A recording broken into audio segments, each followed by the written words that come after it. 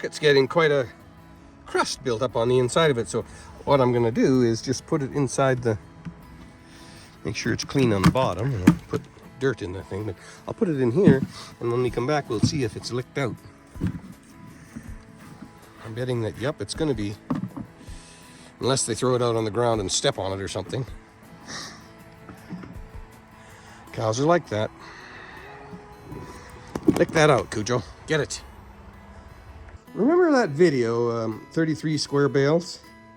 And I told you about the telegraph wire that got miles of it around here. It's super, super stiff.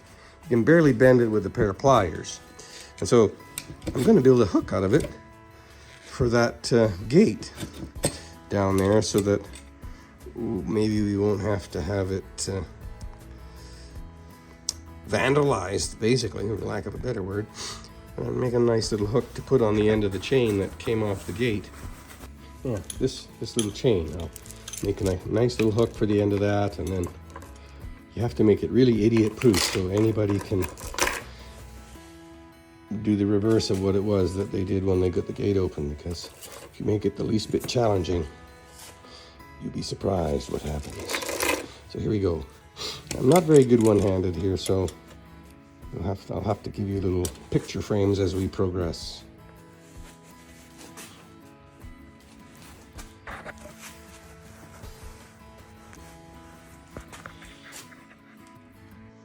Okay, left-handed filming. Oops.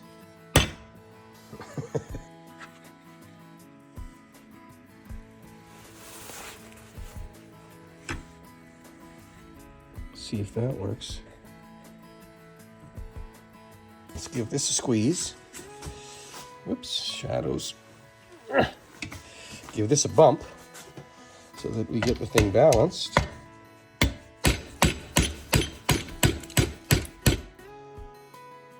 Out there, is that straight? A little snug. Oh, there we go. There, now we got the wire on the end of the chain. Now we need to get a hook for the other end. Free that up a bit. There. Just a minute. Okay. See, we got that part fixed. Now we just need to get some kind of a hook device on here. And we'll see if we can make it nice and pretty like that. Maybe we can bend it around that round part right here and get this thing to stay in the vise. There we go. A little hook, and then we'll just force that around that round section, and then cut off the excess. Wish us luck. Here we go. That worked. Now we're going to bend this part straight again and cut it off right about here somewhere, I think. Clamp that little fellow in there like that. Give this a couple of taps here. See it bending right there? There. I'll cut it off. Something like that, right there. Put a little nick in it with a cold chisel, and then you can snap it. We've got plenty big hook, so we'll make the hook smaller once we get it cut. I'll put a cold chisel nick right there, and then we'll break it.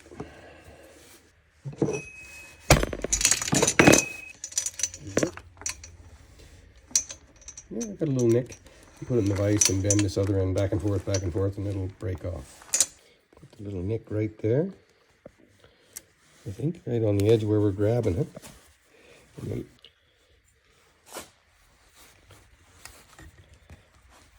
then it should break right at the nick if we got it right.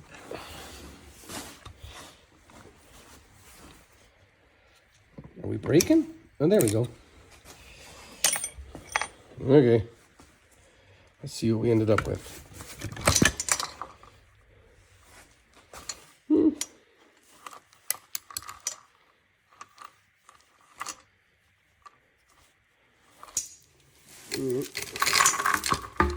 Straighten things up a bit. Give them a squeeze.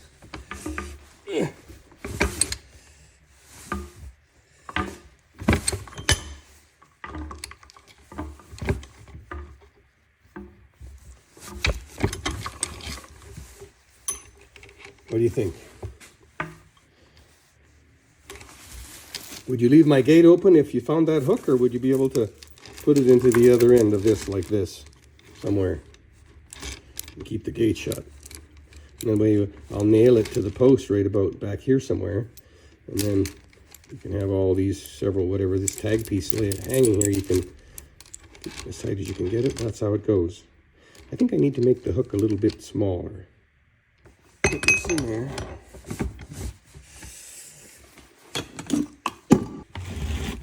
There you go.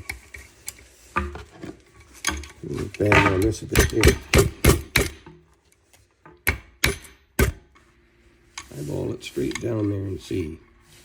Looks pretty good. Okay, I think we should probably stop messing around here. It's a gate, not a piano. Let's try to tighten up that hook a little bit. Grab it in the vise right here. And pound it a bit closer.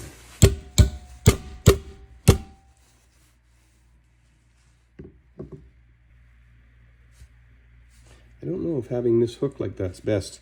Maybe having it straighter. Let's go try it on the gate. We're gonna need our chain with our fancy hook on it. And this is my fence staple bucket, by the way.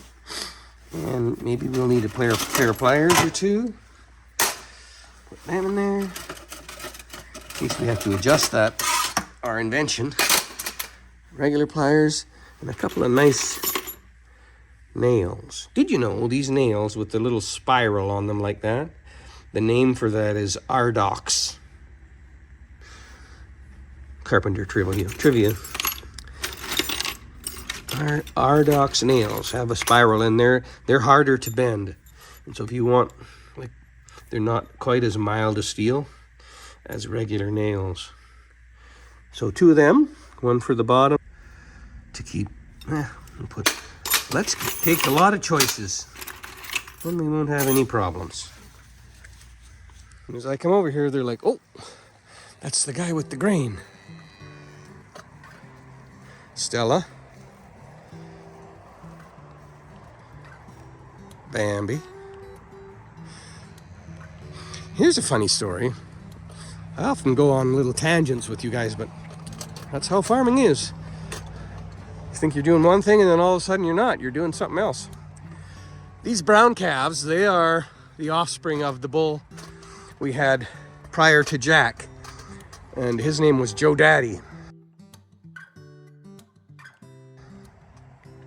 And I can't remember which video it was, but I explained what happened to Joe Daddy, and then we ended up with Jack. But when Joe Daddy took off one day, got out through the fence to go sow some wild oats out on the range, and meanwhile another bull came down the train tracks, and Candy Cow was in heat, desperate heat, and I didn't have a bull.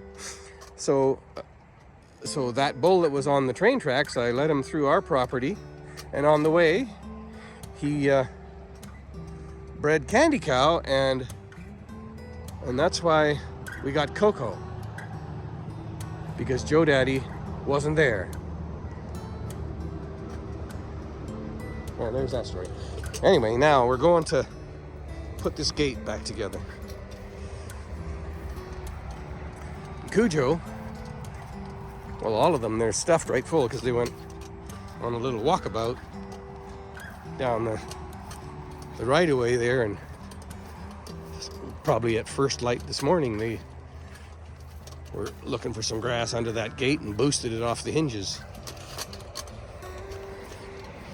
Hey, Cujo, should we pat you on the way? You need some pats? Okay, here. That's kind of like the final step in training a cow. If when they're a little afraid of you. When they'll let you pat them and stay laying down, and you know they're completely comfortable with you. Yeah, you little beast, you ran away, didn't you? Yeah. And this is a Joe Daddy baby too, Cujo. And when I went and picked out Joe Daddy, he was just maybe 1.5 years old.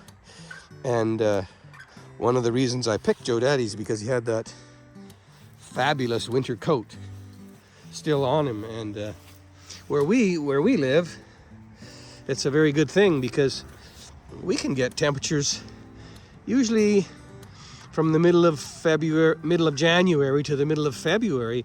We quite often in most winters, not everyone, but most of the time, in that from the 15th of January to the 15th of February, we can get a dip down to minus 40 for 2 or 3 days sometimes, or maybe just a couple nights. And then your calves will be really, if you live in a cold climate, you'll be glad you got some hair on them to help them with that. Right, Cujo? You got a pretty good sleeping bag built right in, don't you? Okay, the gate. Stop getting sidetracked. We got shit to do. Our chain that we brought and built, it's got to fit around here somehow, some way, and latch the gate.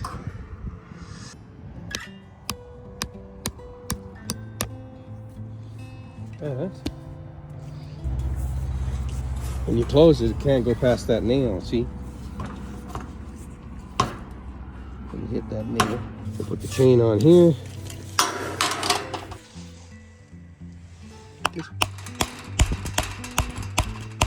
nail that link down tight like that, see?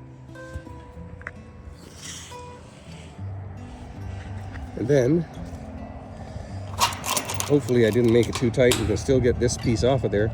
Might have to straighten this hook out just a tad to make it a little easier. It's a two-handed job though.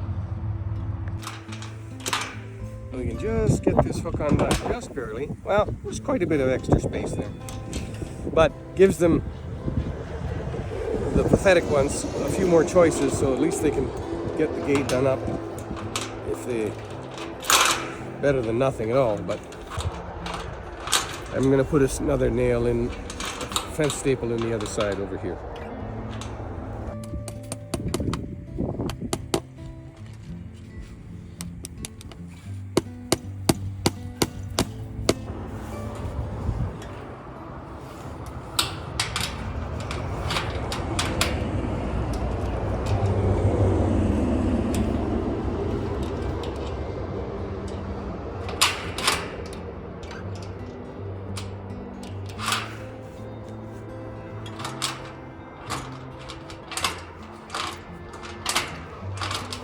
There it is, that's how that works.